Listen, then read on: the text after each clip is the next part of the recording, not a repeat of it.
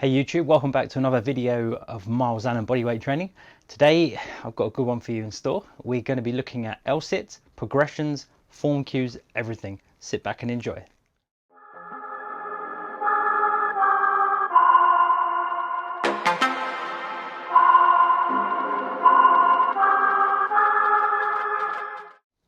So, as I said before, today we're going to be looking at the L-sit. Quite a simple movement in concept, but when you break it down and you try to perform it perfectly or with really good form, it actually becomes very challenging. So on screen now you can see what the L-sit looks like, and it's ultimately your body in the position or the shape of the letter L. That's where it gets its name from, and it's very simple. The reason why I actually wanted to do a video on the L-sit is because it's almost a fundamental movement, I believe, for progressing in a whole heap of other skills. And the reason for that, again, I always go back to the same thing, which is body tension. To do a really good L-sit, you must acquire really good body tension. So the cues that I'm going to be using is complete straight arm strength, articulation of the scapula and the back, and then the legs, compression of the hip flexors, and tension in the quadriceps, and then working down towards the feet. That is basically the whole body. So there's a few variations of the L-sit. You can do it on the floor, you can do it on a chair, you can do it on parallettes, you can do it on dip bars, and you can even do it on the rings. I'm going to show you primarily today how to just do the progressions. It doesn't really matter where you do that. Of course, doing them on the rings, for instance, has the most increased level of difficulty because you have to stop your arms from moving. Now, I'm not really going to touch too much into the ring side of it, but as you can see from the image, this is what the rings version looks like.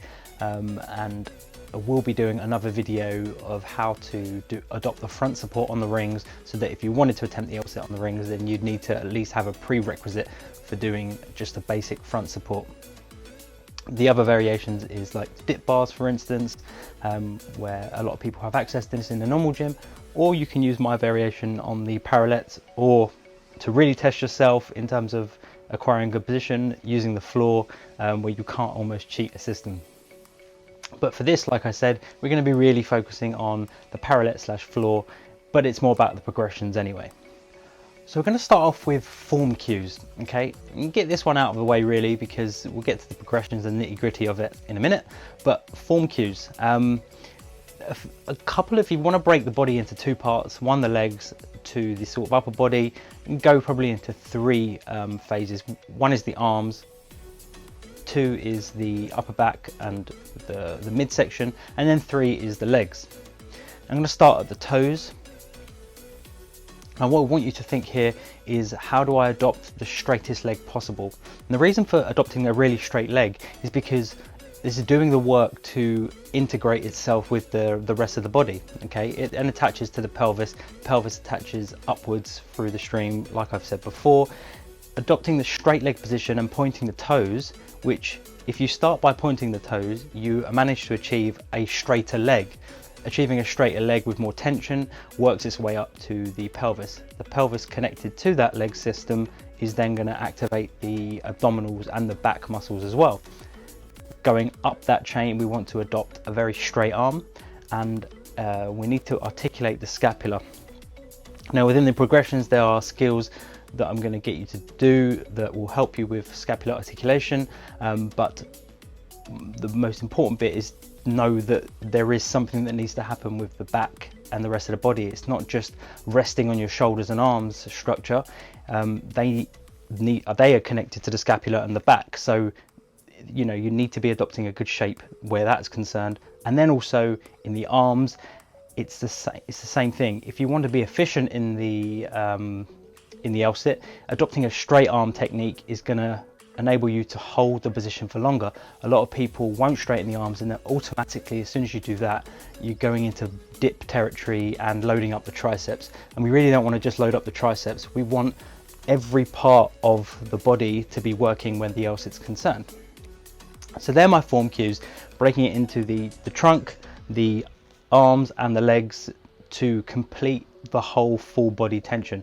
Each thing has to work for the other thing to work optimally, and that's basically where body tension comes into these things. So we're going to slide on into the progression side of the tutorial, and that's everyone's fun part, I assume. We're going to start with being able to articulate the scapula and the shoulders and what the mechanics of that area are really playing, how they're playing their role. As you can see from the video, I'm basically here just adopting a support position on the dip bar. Now, like I said before, most people have access to the dips or the dip bar in their gym, so it's a really easy piece of equipment to acquire. When you're in this position, you're going to ultimately go from a shrugged position where your shoulders are very close to your chin in terms of height, and then you're going to depress into a position where you're extending and your shoulders are distancing themselves from your chin. You're going to just work through this. This is an ultimate way of just articulating the shoulder, the shrug mechanism, and you can see in the video that I'm adopting a sort of rounding of the back as I come up through the range of motion. Okay, this is engaging the scapula as well. The scapula is a huge, or that area at least on the back and the upper back, the thoracic part of the back is a huge sheet of muscle which is used for more or less every single gymnastic skill. So you need to learn how to articulate it. It's not just a case of resting on this shoulder mechanism when you're doing the L-sit. You literally have to press and create tension throughout this whole upper region.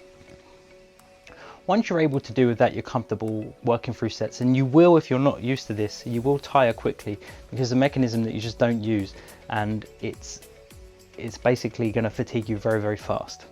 Once you've got through this movement and you're comfortable with it, I mean, you can also do this at the same time, but it's basic leg lifts in the same position. So here it's not really about adopting the shape that you want to position for the L sit. It's more about how we're getting the legs to that L position. Now, you can if you do this in the correct shape like so, that's only going to help you achieve the skill quicker, but you can have a more shrugged approach to this or just rest on the shoulders, because like I said, it is really focusing on getting the legs upwards. And you can see in this video here that my legs are straight coming up, but there is another variation where you can just lift the legs sort of in a tucked position, and obviously the leverage isn't as far out, meaning that the demand on the hip flexors isn't as high. Now I'm going to touch just quickly onto a little thing that we call compression where this is concerned, and it's ultimately your ability to draw your knee towards your chest. It uses the hip flexors, and when you can actively do this, it's known as compression, or compression should I say. Once we're able to adopt a stable position, work through the scapula, lift our legs towards our chest, so to speak, you're then probably ready to move on to initiating the movement. Of course, along all this process, you're going to want to just try to see if you can get your legs off the floor. I must stress, if you just jump straight into it and you try it, at least try to keep your legs straight. A lot of people can do it and they'll look like this, but it's your body's not speaking and not connected properly to each other, and there's an element of elegance. You want to look graceful in these movements. You might as well just use the body tension throughout, and that will help you with other skills as well. So a really simple, effective way to perform this exercise to a sort of a regression where the weight is reduced is by elevating your feet onto, as you can see here, I'm using some foam blocks or yoga blocks, whatever you want to call them, and I've got my parallettes out. Now the parallettes again create distance from the floor, so I'm able to establish some range of motion, especially if I'm novice to this movement. With my feet raised, all I have to do here is try to press using my arm strength to get my body into that position. The advantage here is that my legs are in the L-sit position. Okay, if you come from a position where your legs are lower, yes, you'll do the same work, but it's just training your brain to achieve the shapes that you need it to achieve. Moving on from this progression, okay, now again you can do sets of 5 until you're really fatigued. You're going to find that you get fatigued quite quickly if you're not used to it, but then you just rest, recover, and then go again for another set or so, or maybe 3 sets in total. moving on to this, from this should I say, is the compression drill. Now again, I spoke about compression, lifting your knees towards your chest or your feet towards your chest, whatever. Here is an active way of doing this, but without cheating. So we're adopting the L-sit position with our arms and the upper body, and then all we need to do is individually lift one leg up. Now some of you might find this incredibly difficult. I even find this quite difficult because my compression strength relative to my leg mass is, I would say, not bad, average, or better than, a little bit better than average, but it's not by any means really good. So again, I do struggle with this. Once you've adopted this position and you're able to achieve reps of this, you're probably going to be near the point of actually just attempting the L-sit. Now I'd recommend here trying them out on the dip bar, because what you get an option to do is your bum can be lower than your hands, whereas if you're close to the floor you're not really going to get that option, and your range of motion is actually very limited. So if you can do it on a dip bar, then at least it gives you that clearance where if your legs want to drop because you can't quite get them up, then you know that freedom's there. But if you're going to do that, still you should adopt completely straight legs. Okay, I want to stress body tension and straightness always to you guys, because for me that's the most important thing. If you're not integral and your body's not working, then skills are just going to be very difficult, and you're going to be needing to build a super load of mass just to be able to do basic skills. I'm just showing you here another variation for a compression drill, which is just sitting on the floor with your hands by your side. And then I choose here to use a kettlebell because I like to be able to quantify everything. This is a partial quantifying of this movement because there's nothing to really govern how far back you're leaning, and I find that I always like a fair test. So by doing this drill the way that I showed you before, with raising yourself and then lifting one leg at a time, is going to help your compression, and you're adopting a good position. You can't really cheat the system.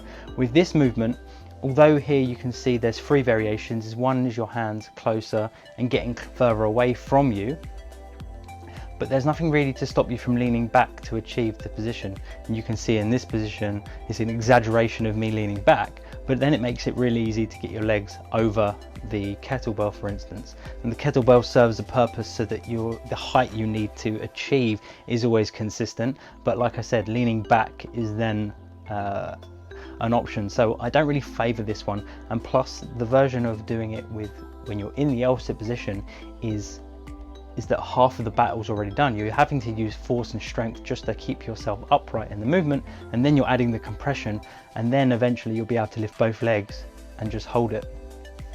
So that's why I favor that progression compared to the just standard drill. But if you want to do the other drill, lean against the wall maybe and then lift your legs over the kettlebell, it's entirely up to you. As always with any kind of training that you're doing where you're looking to achieve body shapes, for instance, is always film yourself, because until you film yourself you never know exactly how you look. And even filming this video, it gets to a point where I'm having to film myself, and because I have to demonstrate, it means that I'm really focusing on really good form, and that in turn kills me. But more to the point is it helps you understand the body shapes you're making. So all you need to do is compare the body shapes that you see me doing, or anyone that you think is good at doing an L-sit. Compare the body shapes of people and you'll start to get a picture when you're doing it yourself, and mentally map how you look and how you should feel when doing the movement. And a lot of these things then just start to click, and ultimately that makes it easier for you. So to give you some ideas of where the L-sit can take you, one thing that I use the L-sit for a lot is obviously one of my newer skills, which is the L-sit to straddle press the handstand. And then within this, there's a progression of doing that movement where you can just do L-sit to high sort of high planche, if you will, presses, and you're just going through that range of motion as you can see here in the video. There's a whole heap of skills, but like I said, body tension is at the forefront for all these movements, and once you acquire really good body tension, moving on to the next skill and the next skill just becomes so much easier. I promise you, it really does. So thanks very much for watching. I very much appreciate you to like, subscribe and share the video if you enjoyed it, and I will be back with another video soon. Thanks very much for watching.